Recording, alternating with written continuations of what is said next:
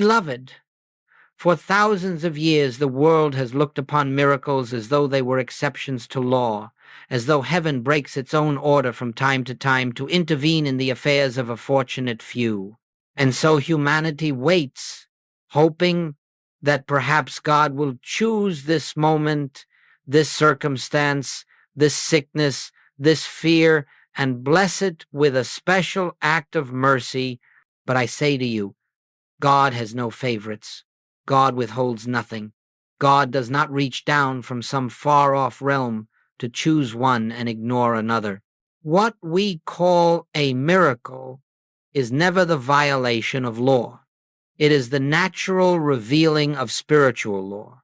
The law that has existed from eternity but has remained hidden only because we have looked everywhere except where it actually is in consciousness.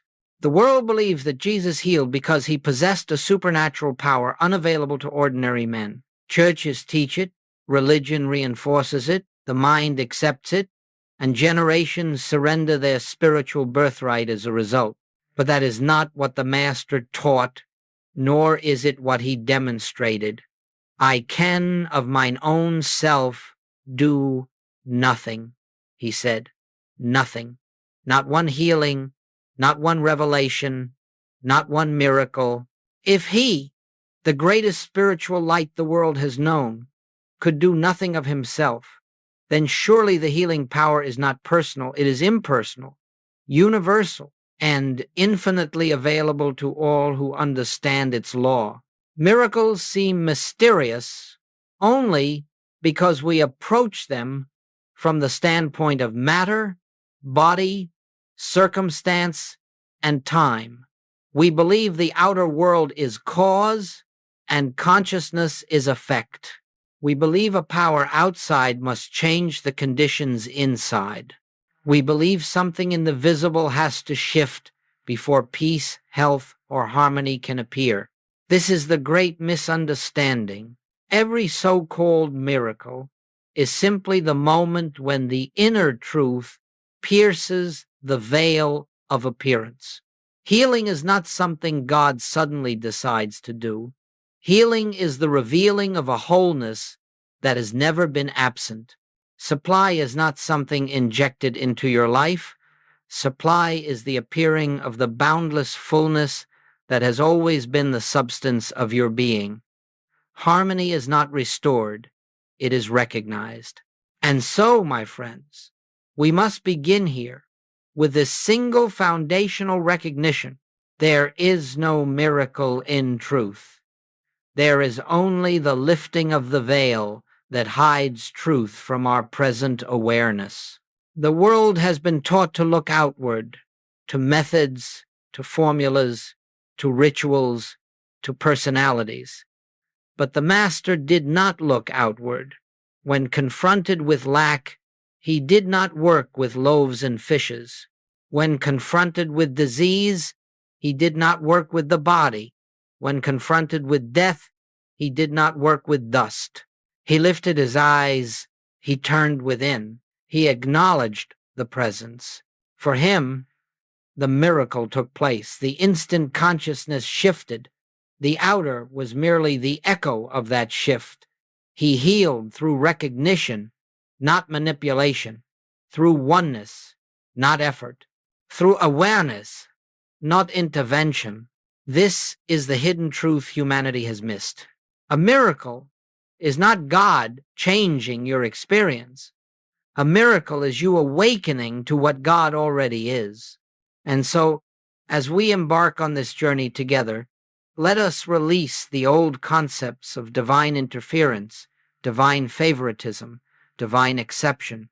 Let us lay aside the belief that God must be persuaded, convinced, or petitioned. Let us open ourselves to the possibility that the miracle you have sought for years is not waiting to be granted, it is waiting to be seen. We begin by acknowledging that all true healing is an activity of the Christ within, never the effort of the human mind. We begin by recognizing that what appears to you as a problem is not a power, not a presence, not a law, it is merely a mistaken perception. And we begin by understanding that the law behind every miracle is the law of one presence, one power, one life. As this awareness unfolds in us, gently, silently, naturally, the so-called miracles of Scripture become the ordinary events of a life lived in spiritual consciousness, not through magic, not through force, but through recognizing what already is. Let this be the foundation upon which we build. Miracles are not reserved for saints. Miracles are not reserved for masters. Miracles are the natural outcome of awakened consciousness. They belong to you, because the presence that performed them then is the presence living as you now. And so we begin. Beloved, once the mind releases its old belief that miracles are exceptions, it must next confront the question, if miracles are not exceptions, then what is the law that makes them possible? And here we touch the very heart of spiritual revelation, the truth that stands behind every healing Jesus performed, every restoration in Scripture, every demonstration in mystical history. There is only one presence. There is only one power. There is only one life. This is the foundation of all spiritual healing, the basis of all spiritual demonstration, and the secret behind every miracle that has ever appeared on this earth.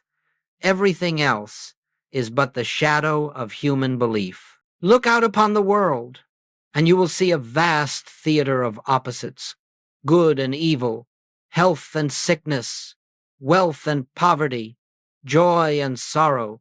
You will see conflict between nations, conflict between individuals, conflict within yourself.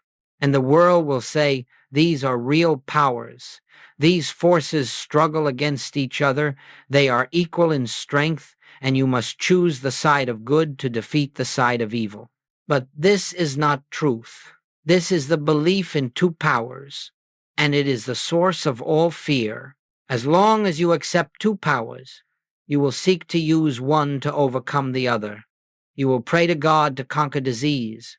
You will beg for divine help to conquer lack. You will ask for spiritual intervention to conquer discord. But every such request is proof that you still believe the appearance has power, that something besides God exists and must be fought. This is the hypnotism of the human mind. Jesus never fought. He never resisted. He never struggled with conditions. He never waged war against disease. He never tried to overpower darkness with light. Why? Because in his consciousness, there was nothing to oppose. He saw only one present spirit, one power God, one life infinite being. He knew no opposite power existed. Therefore, he could say, resist not evil, because in the presence of one power, evil has nothing to resist. This is the law. Where the world sees sickness, he saw only the life of God expressing. Where the world sees lack, he saw only infinite supply manifesting. Where the world sees sin, he saw the purity of the Father reflected in his child. And because his consciousness held no belief in a second power, the appearance of that second power dissolved. You cannot hold two powers in thought and expect harmony. You cannot believe both in God and in the power of disease. You cannot believe both in spirit and in the power of matter. You cannot believe both in divine supply and in the power of lack. If you do, you split your consciousness, and a split consciousness cannot behold the fullness of truth. The secret behind every miracle is this. In spiritual reality, there are no opposing forces.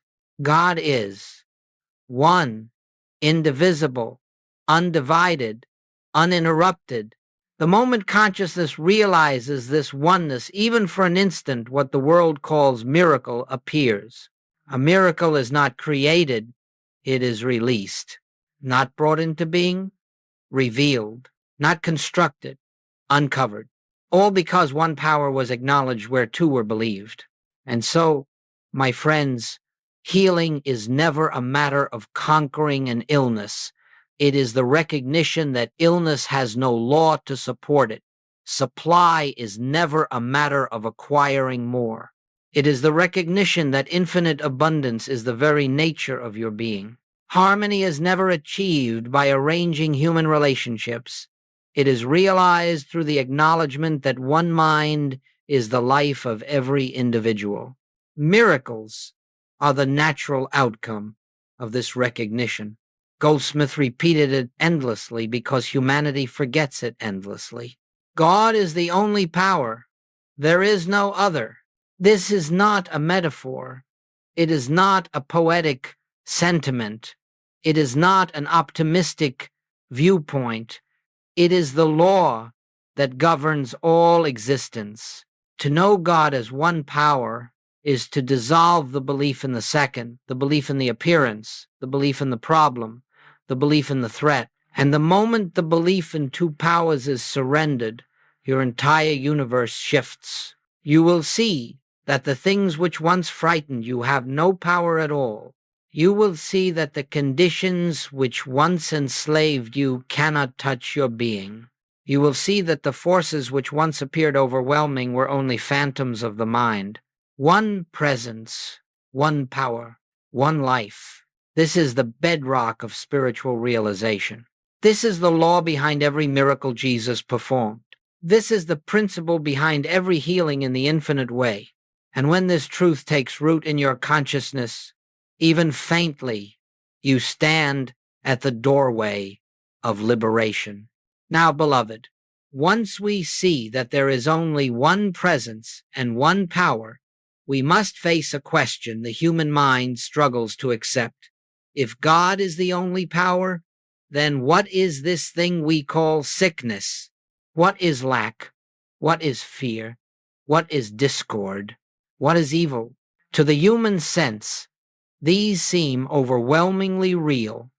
They appear in the body, in the bank account, in relationships, in world affairs.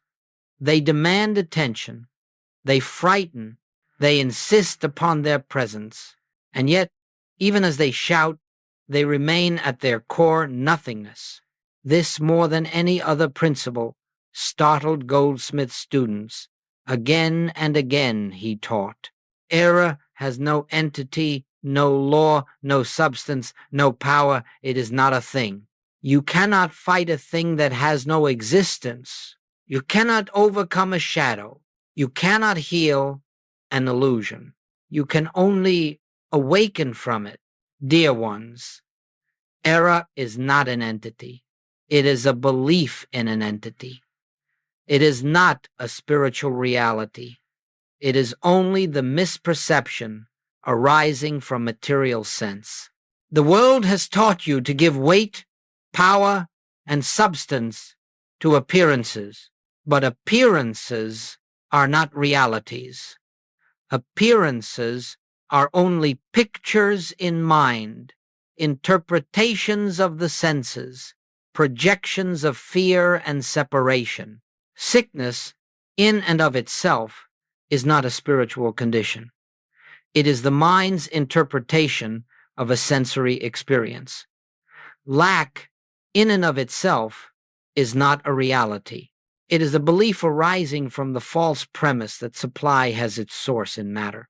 Discord, in and of itself, is not a force. It is a temporary manifestation of the belief in separation. These conditions are not supported by God. They are not sustained by divine law. They have no cause, no substance, and no continuity except the belief we pour into them. The Master understood this perfectly. When the world cried, "She is dead," he replied, "The girl is not dead but sleeps." Why? Because he saw beyond the appearance to the reality, the spiritual fact unaltered by human perception. The appearance said death, but there is no death in God. The appearance said lack, but there is no lack in spirit. The appearance said incurable, but nothing in the infinite is incurable. Jesus did not heal by manipulating matter. He healed by seeing through the illusion. He healed by recognizing the nothingness of error and the allness of God. This is why he could look upon a blind man and say, "Neither hath this man sinned nor his parents." He removed the false premise. He denied the belief that error had cause. And once the false premise is removed, the appearance collapses. The human mind asks, "But if error is nothing, why does it feel so real?" Because you are reacting not to the error itself, but to your belief in it. A dream feels real until you awaken. Fear feels real until you see there is nothing to fear. Illusion feels real until consciousness reveals its emptiness. Do not attempt to heal the illusion. Do not attempt to improve the mirage. Do not attempt to change the shadow. Simply recognize that a shadow has no substance and it disappears. Goldsmith would often say, "A problem is not something to be solved, but something to be dissolved." And how is it dissolved? By realizing it never had reality in God. By recognizing that whatever is not formed of God is not formed at all. By understanding that no appearance, no matter how threatening, can stand in the presence of Christ consciousness. This is why spiritual healing begins with stillness. In stillness, the mind stops projecting power into the appearance. In stillness, the hypnotic spell of fear is broken. In stillness, the truth of oneness reveals itself. And when truth is seen, error naturally dissolves, because the truth has no opposite. You may look at your body and see pain. You may look at your finances and see lack. You may look at your relationships and see conflict. But what you are seeing is not spiritual reality. It is the picture the human mind has painted upon the screen of awareness. When you withdraw belief from that picture, it fades. When you no longer grant it power, it cannot act. When you see it as appearance and not reality, it loses its foundation. The nothingness of error is not a statement of denial, it is a statement of spiritual fact. We are not denying the appearance, we are denying its reality. We are not ignoring the picture, we are refusing to give it divine authority. We are not pretending the condition is harmless, we are recognizing it has no law to sustain it. This, dear ones, is the reason miracles occur without effort. The miracle is not the overcoming of something real, it is the disappearance of something unreal. When consciousness awakens to truth, the illusion simply cannot maintain its form. The entire weight of your spiritual journey rests on this understanding. Nothing unlike God has reality, power, presence, or law. Recognize this, even faintly, and you will witness the dissolving of what the world calls problems. They were never real. They were only believed. And belief, once withdrawn, reveals the infinite perfection that has been present all along. Beloved, once we understand the nothingness of error, we arrive naturally at the great pivot upon which all spiritual healing turns. Consciousness is cause, not sometimes, not occasionally, not when God decides. Always, universally, inevitably. And because consciousness is cause, it follows with equal certainty that matter is never cause. Matter is only effect, the outer shadow, the visible form taken by whatever state of consciousness we entertain. Humanity reverses this order and suffers for it. Humanity believes that the body creates health or sickness, that money produces abundance or lack, that people bring harmony or discord, that circumstances push us into joy or fear. Humanity lives utterly convinced that the outer world is the cause of inner experience. But, dear ones, this is the hypnotism of material sense. This is the dream from which the spiritual seeker must awaken. The master taught the opposite. Goldsmith taught the opposite. Every mystic has discovered the opposite. Nothing external is cause, and nothing internal is effect. The within is the essence. The without is only the echo. Jesus never attempted to change matter. He never worked with the body. He never manipulated external conditions. He knew that the body is but the picture the mind holds, and the picture can only change as the mind changes. He knew that conditions are but the shadow cast by consciousness, and no one, in all the ages, has ever changed a shadow by touching the shadow. You cannot cure darkness by working with darkness. You cannot correct the reflection by polishing the mirror. You cannot transform the outer by beginning with the outer. Healing begins where the Christ realized begins in consciousness. Every miracle in Scripture is preceded by a moment of inner turning. He lifted his eyes.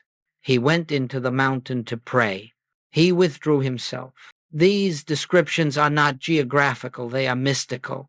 They represent the Master's movement inward, away from the hypnotism of the senses, away from the appearance of two powers, into the awareness of one presence.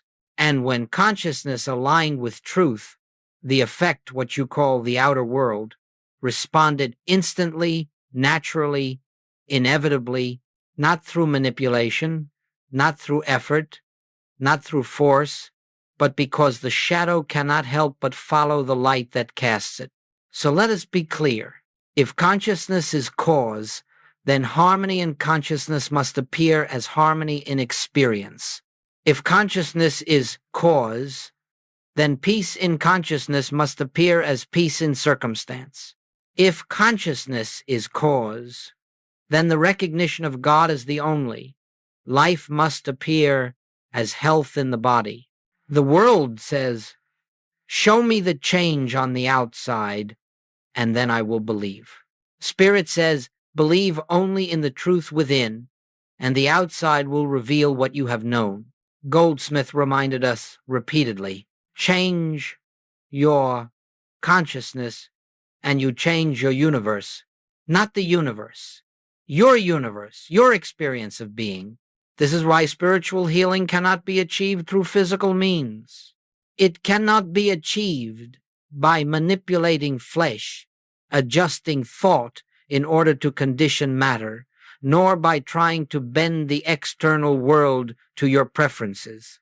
It can only be achieved by realizing the truth of being and allowing the outer picture to conform to that realization. Matter is not stubborn. Consciousness is simply asleep. Matter is not powerful. Belief is simply strong. Matter does not resist. The mind clings to false concepts. And the moment consciousness relinquishes its belief in material causation, just the moment the false dependence is dropped, the body responds, the atmosphere clears, the situation shifts. Why? Because the shadow cannot remain when the light changes. We think we are dealing with bodies and conditions, but we are always dealing with states of consciousness. Your world is not happening to you, it is happening through you. Your experience is not a collection of accidents. It is the unfolding of whatever you are accepting as reality. But take heart, this is not a burden. This is your liberation. For if consciousness is cause, then the entire universe becomes responsive to the recognition of truth. The moment you turn within and acknowledge the infinite presence as the only reality, you have already stepped into the domain where miracles become natural. You no longer fear the body, because you know the body is only the sequence of consciousness. You no longer fear lack, because supply is the activity of consciousness, not the movement of money. You no longer fear discord, because harmony is the nature of the one mind expressing as your awareness. Everything begins within. Everything begins in consciousness.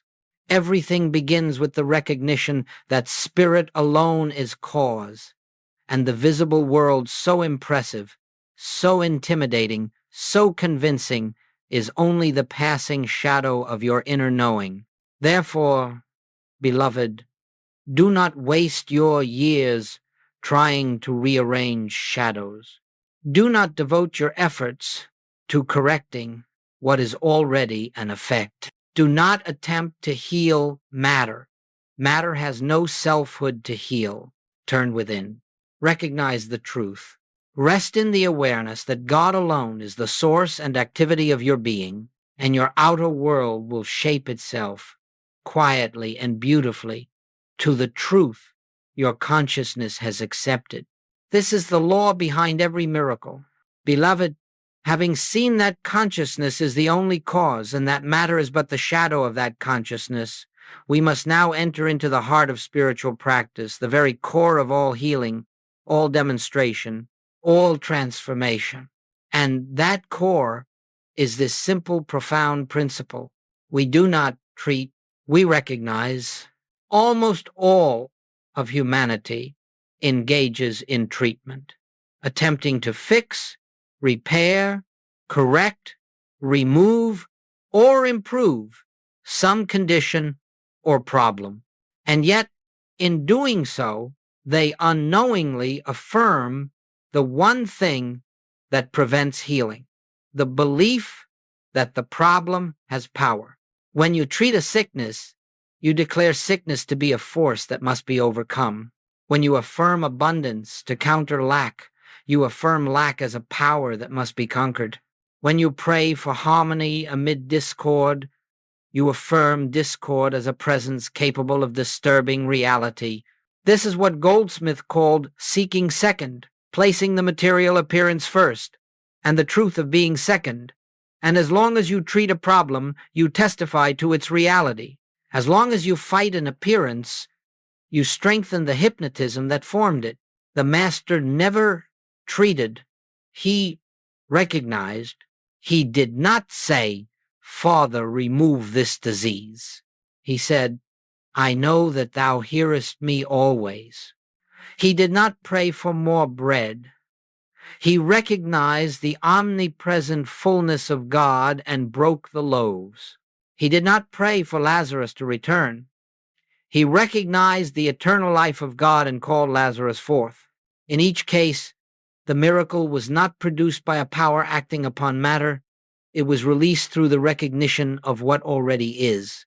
You see, beloved, truth is never created. Truth is revealed. Healing is never performed. Healing is allowed. Miracles are never manufactured. Miracles are witnessed. Recognition is the realization that God, as infinite being, is already expressing itself as your life whole, complete, untouched by appearance. Recognition is not a technique. It is not the use of truth to change experience. It is the simple, holy awareness of truth as the essence of experience itself. When you recognize the truth of being, the appearance loses its foundation. It has nothing to stand upon. It falls away not because you pushed it away, but because you withdrew the only substance that ever had your belief. The moment the mind stops fighting, something extraordinary happens. Spirit begins to reveal itself. Silence becomes active. Peace becomes palpable. Awareness becomes luminous. And the condition that seems so real begins to shift because its supposed reality has been dissolved. If you seek to treat, you meet resistance. If you recognize truth, the appearance melts of its own accord. Consider the difference. To treat is to say, something is wrong, let us correct it. To recognize is to say, only God is here. What appears as wrong has no reality.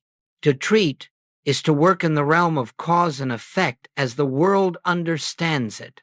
To recognize is to stand in the realm where God alone is cause and all else is effect. To treat is to engage the mind.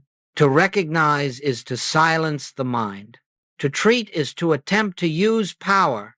To recognize is to rest in the awareness that all power is already present.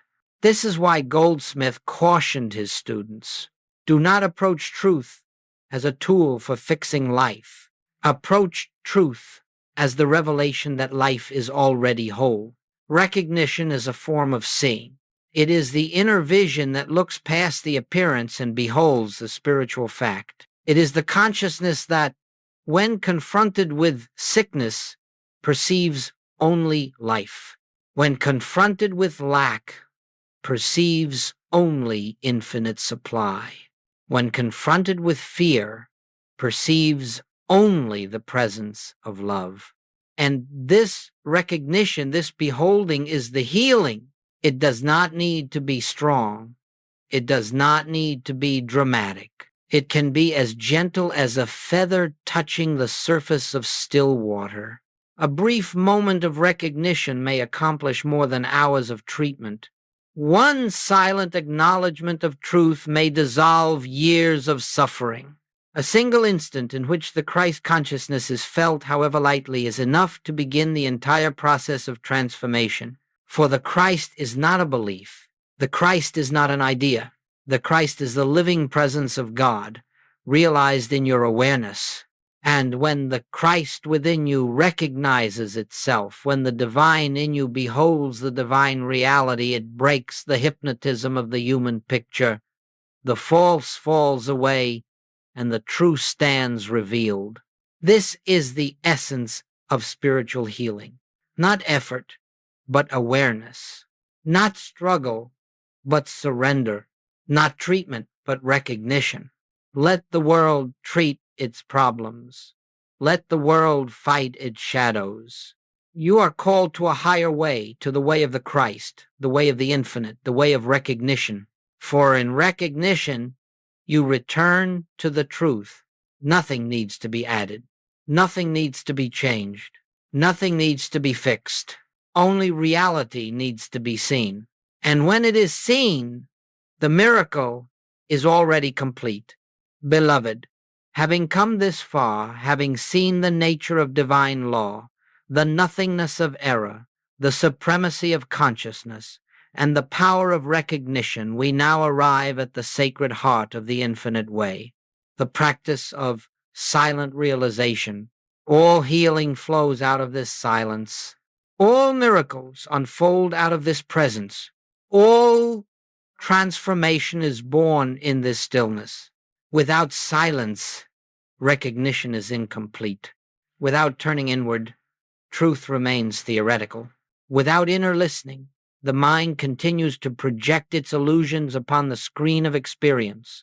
For this reason, every great miracle in Scripture begins not with action, not with words, not with effort, but with a pause, a holy pause that opens the soul to the activity of the Spirit. He lifted his eyes. He went apart to pray. He withdrew himself. These phrases do not describe physical movement.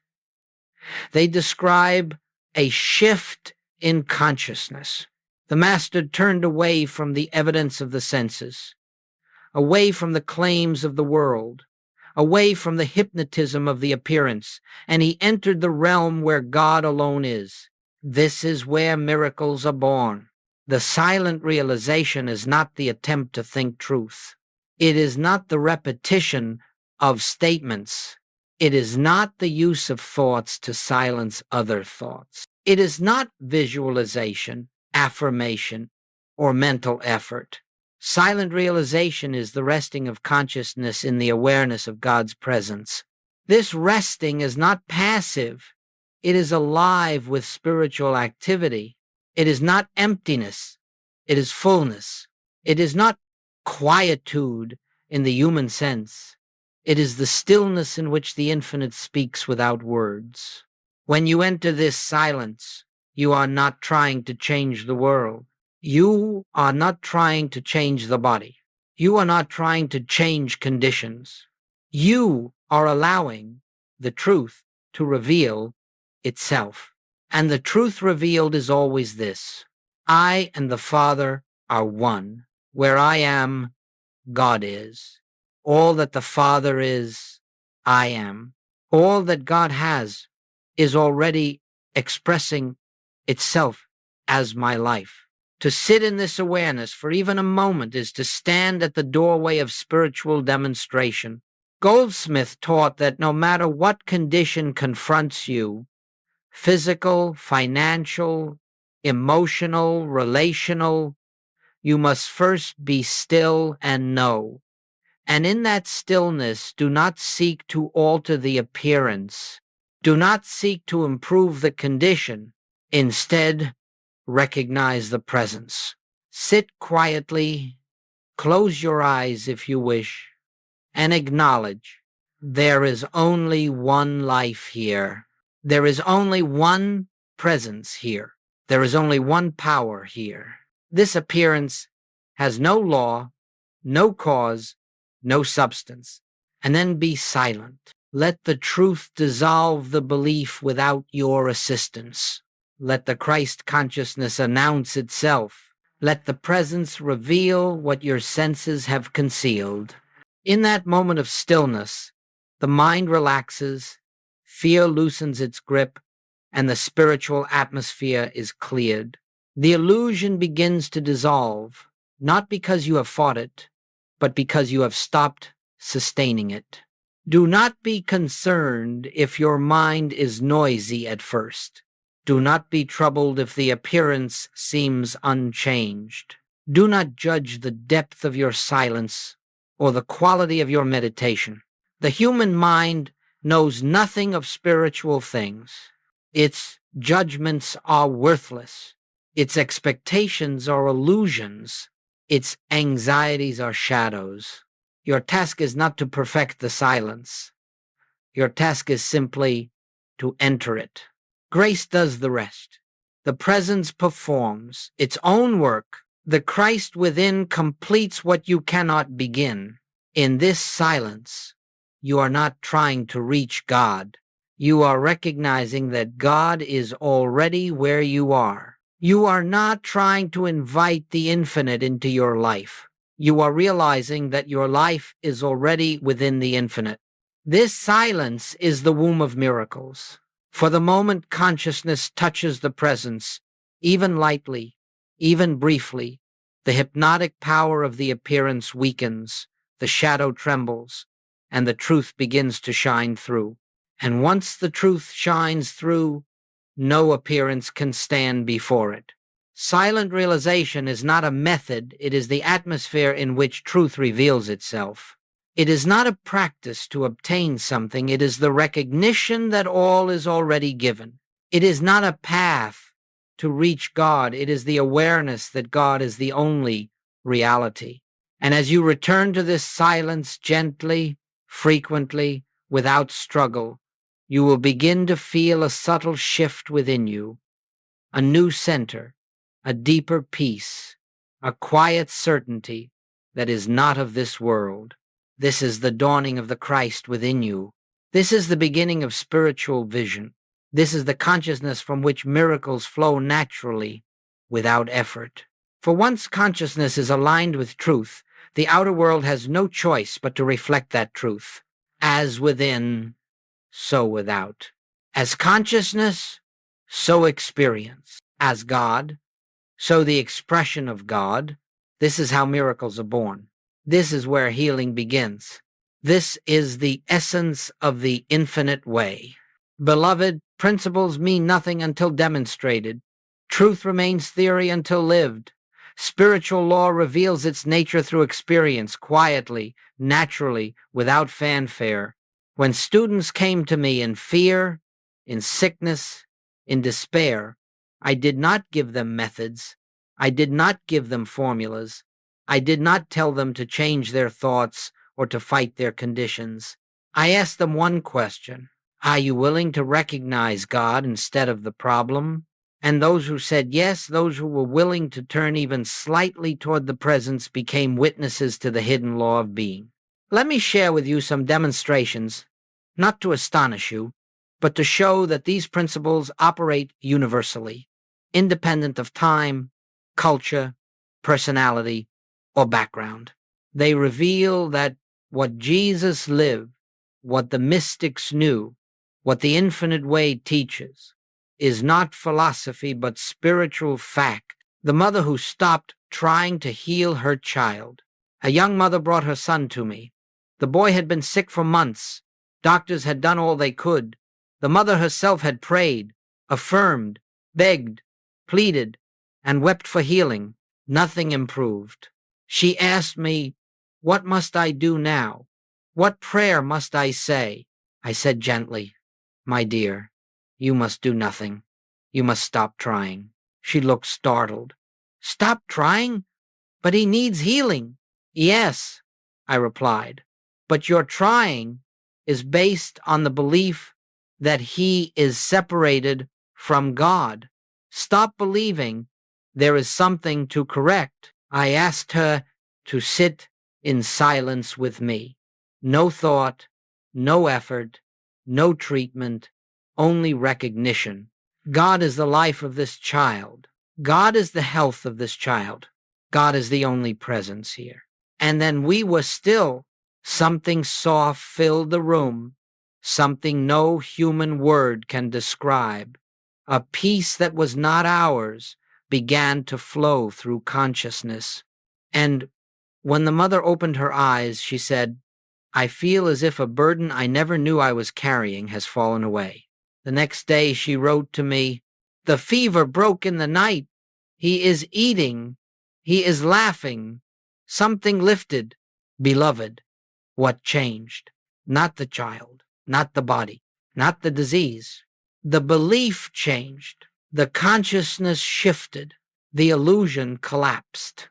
Recognition, not treatment, had done its work. The businessman who could not escape fear.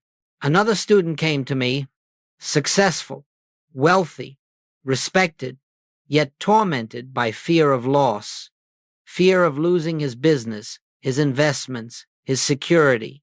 The world saw him as prosperous.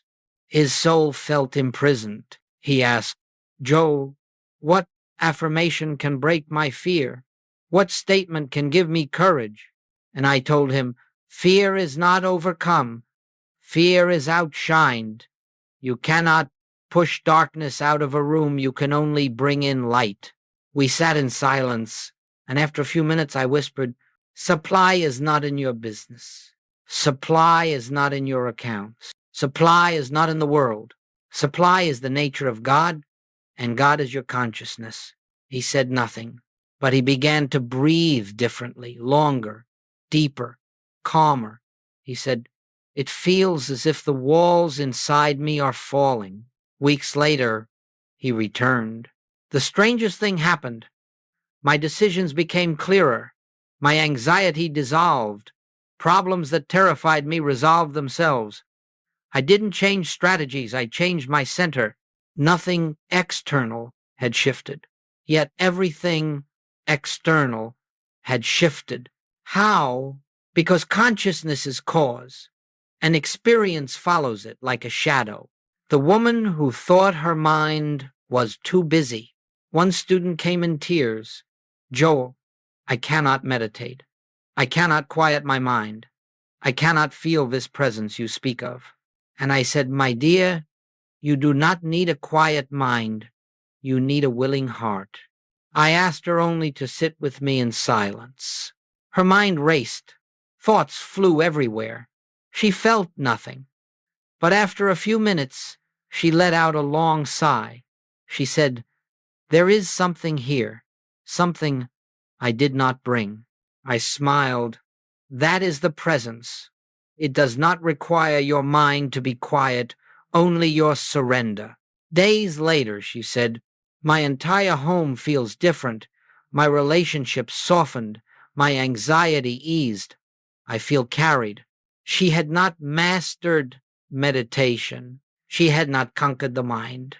She had not perfected practice, but she had touched even faintly the Christ within. And that is all it takes for the spiritual law to begin its quiet work. The man facing loss who turned within in the darkest hour. Finally, there was a man whose entire world crumbled in a single year. Health issues, financial collapse, a marriage ending. He said to me, "I have nothing left. What can God do now?" And I told him, "This is the moment. When everything external collapses, the only thing remaining is the truth. He did not believe me, but he was willing to sit in silence day after day, sometimes in tears, sometimes numb. He entered the stillness, not to fix his life, not to rebuild what was lost, simply to be present with God. One night, he felt a profound shift, not external, but internal, a peace he could not explain, a sense that something greater than my circumstances is alive within me.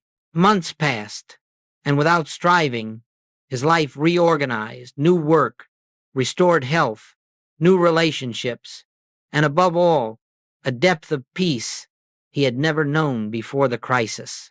He said, "Losing everything showed me the only thing that cannot be lost. Beloved, this is the miracle, not the restored finances, not the healed body, not the renewed path. The miracle is the consciousness revealed. These stories are not extraordinary. They are natural to spiritual law. They do not glorify me. They reveal the nature of God. They do not demonstrate a special gift. They demonstrate a universal principle. Wherever recognition occurs, healing occurs. Wherever the presence is realized, the illusion dissolves. Wherever God is acknowledged, the appearance of not God vanishes. These stories exist to show you what happened for them can happen for you. What happened through them can happen through you. What happened in their consciousness can unfold in yours. For the law is the same, the presence is the same, and the Christ within you is the same. Beloved, we have journeyed through principles, practice, and demonstration. And now you may ask the question every sincere seeker eventually asks: if these miracles happened in biblical times, if they happened for the mystics, if they happened for Goldsmith students, why do they still happen now? Why do they work in our modern world with all its noise, complexity, and confusion? The answer is simple. The answer is profound. The answer is eternal, because God has not changed, because consciousness has not changed, because the law of being has not changed. Time does not alter truth. Civilization does not improve or weaken God. Technology does not update the infinite. The principles that operated through Christ Jesus are the same principles that operated through Elijah, through Isaiah, through John, through every mystic, and through every earnest student today. Spiritual law is timeless because spirit is timeless. Let us look deeply, quietly, without rushing. The law of one has no expiration. There is only one presence, one power, one life, one being. This is not a doctrine. This is the nature of reality itself.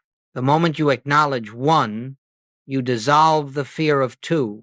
The moment you acknowledge God as all, you dissolve the belief in anything else. The moment you recognize the presence, the appearance of absence must fade. The world changes, cultures change, political systems change, but the nature of God remains the same, and therefore the law of oneness functions with the same precision it always has. What Jesus revealed is not primitive. It is not ancient. It is not tied to history. It is eternal, cosmic, universal, and therefore it operates just as clearly today. The law of consciousness has never been broken. Every mystic discovered the same truth. Consciousness is the cause of experience. When fear is entertained, the world reflects fear. When lack is believed, the world reflects limitation. When divine presence is recognized, the world reflects harmony. This has nothing to do with age, culture, language, or tradition. It is the way reality functions, whether or not the mind understands it. Just as gravity existed before it was named, the law of consciousness is operative whether or not humanity recognizes it. You cannot escape it, you cannot break it, and you cannot bypass it. But you can learn to align with it, and that alignment is what the world calls miracle. The law of non-power is always active. Goldsmith taught a radical yet liberating truth. Nothing unlike God has power, not disease, not circumstance, not loss, not human will, not fear, not evil. These appearances rise, but have no law to sustain them. They roar, but they cannot endure. They frighten, but they cannot act. This law, the law of non-power, is eternally functioning because only the infinite has true power. What is not God-powered is not power at all. It is only belief, and belief loses its force the moment recognition dawns. This principle worked 2,000 years ago. It worked in the deserts of ancient prophets. It worked in temple courtyards and in fishermen's boats. And it works today in crowded apartments, noisy cities, quiet homes, hospital rooms, office buildings, and anywhere a soul turns inward to the presence. The law does not need silence. It creates silence. The law does not need purity. It reveals purity. The law does not need understanding. It imparts understanding. The law of inner recognition is timeless. Every miracle, every single one, flows from recognition. Recognition is the spiritual seeing of reality despite the appearance. That which is recognized inwardly must appear outwardly, because consciousness is cause and form is effect. This is not metaphysics. This is not philosophy. This is spiritual law, and spiritual law is not outdated. It is not ancient. It is not from another era. When a student today realizes, even briefly, God is the only life here. God is the only substance here. God is the only presence here. The atmosphere shifts. The illusion weakens. The truth reveals itself. Not because the person has spiritual skill, not because they have mastered technique, but because truth responds to recognition. Always, now as ever, the law of grace is perpetually unfolding. And perhaps the most beautiful truth is this: grace is the natural activity of God revealing itself. Grace operated through Jesus. Grace flowed through the disciples. Grace filled the early mystics, the medieval saints, the Eastern sages, and every sincere seeker in every age. Grace is not a privilege bestowed on a few. Grace is the effortless operation of God, ever present, ever unfolding, ever available wherever recognition is found. Grace does not weaken with modernity. Grace does not fade in a noisy world. Grace does not diminish as humanity becomes busy, distracted, or confused. Grace is not dependent upon the world. Grace is dependent upon God, and therefore grace is eternal, unchanging, unfailing. Why these principles work today? They work because spiritual law is not affected by time. They work because consciousness is not limited by culture. They work because reality does not evolve, it simply is. And so, beloved, understand this clearly. The miracles of the past were not the result of Jesus' extraordinary ability. They were the natural result of his extraordinary recognition. And that recognition is available to you right now, in this moment, in this breath. The presence that healed the sick, raised the dead, multiplied the loaves, opened the eyes of the blind, and stilled the storm, is the same presence you carry within you now. The law that operated then is operating now. The consciousness that produced miracles then can produce miracles now. The Christ that walked the earth then is the Christ consciousness unfolding in your awareness now. These principles work because God works. Because God has never ceased to be the only reality. Miracles continue not because we pursue them, but because we recognize the source from which they flow. Beloved, as we come to the close of this journey, let us return to the beginning, not the beginning of this message, not the beginning of these teachings, but the beginning of reality itself. For all that we have spoken, the nothingness of error, the supremacy of consciousness, the silence in which truth reveals itself, the recognition that heals, the grace that unfolds, all of it rests upon one source, one life, one presence, in the clamor of the world, in the intensity of personal problems, in the pressure of modern life. You may be tempted to believe that there are many powers, many forces, many causes, but understand this: in the deepest chamber of your soul, there is only God, and God is all, and this allness is your very being, not something you must become, not something you must earn, not something you must purify yourself for. It is what you already are behind the veil, beneath the appearance, within the silence. The entire purpose of the spiritual path is not to bring God into your life, but to reveal that your life is already within God, not to attract the divine, but to awaken to the truth that you never left it. Every miracle is a reminder of this. Every healing is a whisper of this. Every moment of peace is a confirmation of this. Every glimpse of the inner presence is the Christ saying, I am here. I have always been here. Beloved, you are never alone. You have never been separate. You have never been without the fullness of God. It is only the noise of the mind that creates the illusion of distance. It is only fear that creates the illusion of two powers. It is only conditioning that conceals what has always been true. When you drop into the silence, even for a moment, the veil parts. You see, not with the eyes, but with awareness. You feel not with emotions, but with spirit, not with intellect, but with consciousness. And what do you see? What do you feel? What do you know? That God is the life of you, that God is the substance of you, that God is the reality of you, that nothing can be added to you and nothing can be taken from you, that the kingdom is within, complete, perfect, and eternal. This is the truth Jesus knew. This is the truth the mystics lived. This is the truth Goldsmith spent his life revealing.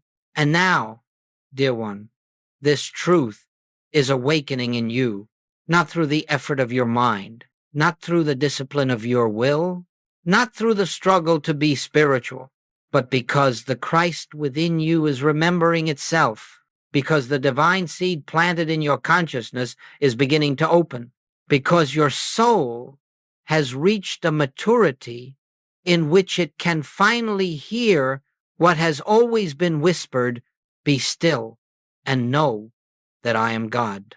As you leave this teaching, do not leave the presence. Carry it gently, tenderly, silently within you. When challenges arise, pause. When fear stirs, pause. When the world demands your attention, pause. And in that pause, acknowledge this appearance has no power. God alone is the reality here.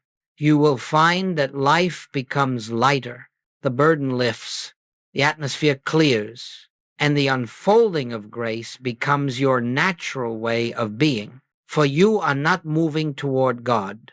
You are moving from God. You are not striving to reach the kingdom. You are living from it. And as this recognition deepens, the world around you begins to reflect the truth dawning within you.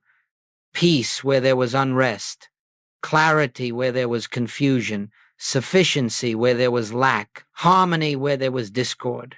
This is not the reward for your practice. It is the revelation of what has always been true. Beloved, your journey does not end here.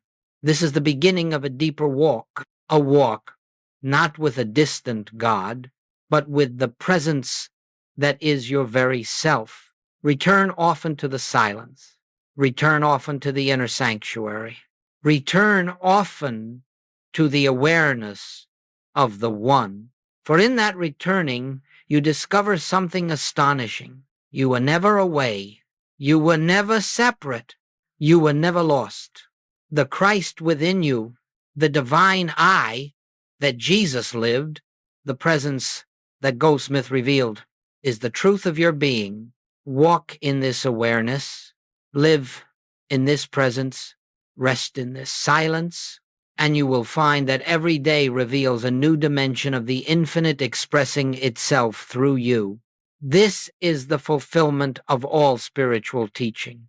To know God as your own life and to live from that knowing. And so, beloved, we return to the one source, the source that is never absent, the source that is never distant, the source that is never silent, the source that is the life of your life and the breath of your breath. Rest now in the assurance that God is, and because God is, all is well.